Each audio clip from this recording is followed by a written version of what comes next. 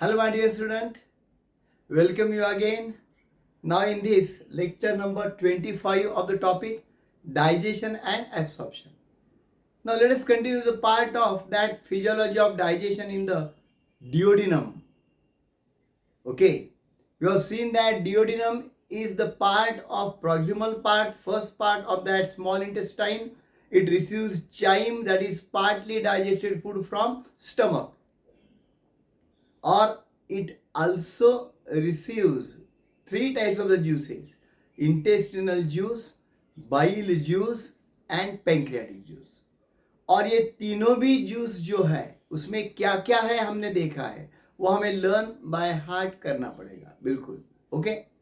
तो अभी उसमें एक्शंस कैसे होते हैं देखो. पर्टिकुलरली एक बात और ये है that acidic nature of the chyme, that is food from the stomach, is totally neutralized and the alkaline medium is there established by the that bile salts and bicarbonates we know. तब जो नेक sales particularly goblet cells जो होते हैं unicellular glands intestinal mucosa में, वो भी mucus बनाते हैं. और हमें मालूम है म्यूकस और बाइकार्बोनेट्स का क्या रोल है. Mucus and bicarbonates they are preventing the that damage of the mucosa wall, excoriation of the mucosa wall is prevented by them in the stomach. वही काम यहाँ पर भी होता है. And the intestinal mucosa is protected by that mucus and bicarbonates, and also that is helped by the Brunner's gland present in the submucosa layer of the intestine. तो ये additional point ध्यान में रखो. सब म्यूकोसा लेयर जो है mucosa के अंदर का, उस लेयर में भी कुछ ग्लैंड्स होते हैं and they are called the Brunner's gland. वो एमसीक्यू में आ सकता है. And they also produce the mucus and bicarbonates and they can also protect the injury of the intestinal mucosa layer by the damaging action of acid. Okay, तो ये बिल्कुल ध्यान में रखो. अब अल्कलाइन मीडियम जो चाहिए यहाँ पर वो एस्टैब्लिश हो चुका है. अब केमिकल रिएक्शंस कैसे होते हैं देखो. हमें खाली वर्डिंग में रिएक्शंस है, एक्चुअल केमिकल रिएक्शन जो फॉर्मूला के सहायता से दी जाती है वो नहीं है. देखो यहाँ पे तो इजी पार्ट है या लर्न बाय हार्ट. अब क्या क्या होता है देखो. Particularly I told you that particularly pancreatic juice contains proteolytic enzymes which are inactive. Okay, trypsinogen, chymotrypsinogen, और तीसरा कौन सा बना बताया यहाँ पे, कार्बोक्सी पेप्टाइडेज. ओके, ये इनएक्टिव है. तो उनको एक्टिवेट करने के लिए सुविधा है वहां पे. पहले उनको एक्टिवेट करना पड़ेगा, उनको जगाना पड़ेगा.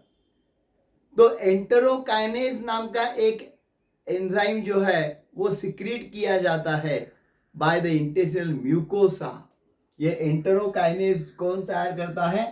This is produced by the mucosa layer of intestine. Okay, and that enterokinase activates the trypsinogen into the active enzyme trypsin. ट्रिप्सिनोजीन को वो ट्रिप्सिन में कन्वर्ट कर लेते हैं. ये एक्टिव है और ट्रिप्सिन बहुत एक्टिव एंजाइम है. वो बाकी के को भी जगह देता है, बाकी जो एंजाइम है उनको भी जगह देता है. यानी chemotrypsinogen which is inactive is converted into the active chemotrypsin enzyme by trypsin. चलो भाई चलो, दिवाली है. Okay, then that this procarboxy peptidase which is inactive, तो उसको भी वो ट्रिप्सिन जगह देता है. ओके, और क्या चेंज कर देता है उसमें? एक्टिव नेचर में. और that carboxy peptidase. So inactive enzyme trypsinogen is converted into the active enzyme trypsin by the action of, correct answer क्या आनी चाहिए वहां पे? enterokinase. Enterokinase is secreted by, correct answer क्या आना चाहिए? intestinal mucosa layer. Okay, or that enzymes like trypsinogen is activated by that, no doubt enterokinase, but other enzymes chemotrypsinogen and carboxypeptidase, they are activated by, तो किसने activate किया है उसको, they are activated by trypsin. ये ध्यान में रखो, ये एक्टिव मोड में जाना इंपॉर्टेंट है। इनएक्टिव एंड एक्टिव का मतलब जान लो आप। अब देखो जब मैं आराम से बैठा हूं आई एम इनएक्टिव, अब यहां पे लेक्चर देने के लिए खड़ा हूं, no I am active, isn't it? तो एक्टिव मोड में जब मैं जाऊंगा तो ही लेक्चर दूंगा, ऐसा आराम से बैठ के कैसे हो जाता? So whenever you are participating there in that actual process, that will be called as active. अब मैच चल रहा है क्रिकेट का समझो, तो जो बैटर जो बैटिंग कर रहे हैं वहां पे वो एक्टिवली प्ले कर रहे हैं वहां पे, पर वो जो पेविलियन में बैठे हुए रहते हैं कुछ तो रिजर्व वाले होते हैं, इनएक्टिव है, अभी उनको रोल नहीं है, जब विकेट गिर जाएगा तो आएगा, इजंट इट? तो उसका भी जो ऑर्डरली नेम आता, नंबर आता तब आएगा, तब तक इनएक्टिव है। तो ये ऐसे इनएक्टिव एंजाइम रहते हैं, उसको एक्टिवेट किया जाता है पहले, और वो जरूरी है। अब उनकी एक्शन कैसी होती है देखो, how they act now, that particularly this proteins, proteoses, peptones, ये जो particularly part है proteases and peptones, that is they are partially digested proteins in the stomach। तो प्रोटीन्स फिर कहां से आ गए? अब कैसा होता है भाई कि पूरे प्रोटीन्स वहां पे डाइजेशन में एक्शन में आ जाएंगे ऐसा नहीं, थोड़ा बहुत बच जाएगा, तो उसके ऊपर यहां पर ट्राई किया जाता है। Proteins, proteoses and peptones, they are the part of proteins, proteinous food no doubt, so they will be acted upon by the enzymes like trypsin, chymotrypsin, carboxypeptidase, ये एंजाइम बिल्कुल हल्ला बोल कर देते हैं उनके ऊपर, और उनके एक्शन के लिए अल्कलाइन मीडियम की जरूरत है। Okay, they require alkaline medium for the action, what pH is required there, 7.8, you know. Okay, and they will break down that complex proteins or proteases and peptones into dipeptides. ये थोड़े simpler होते हैं जिसमें 2 peptide linkages होते हैं, almost अभी amino acid के नजदीक जाएंगे। Okay, so this particularly dipeptides, they are more simple proteins, now they are form by the action of this. अब यहां पे कुछ अमाइलेज नाम के एंजाइम है।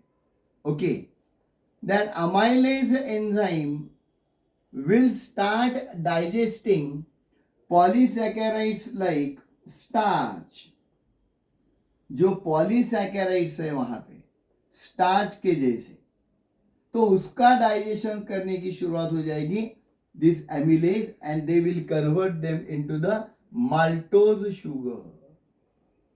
ओके, ये माल्टोज शुगर तो हमने देखा था सलावरी अमाइलेज से भी बनता है।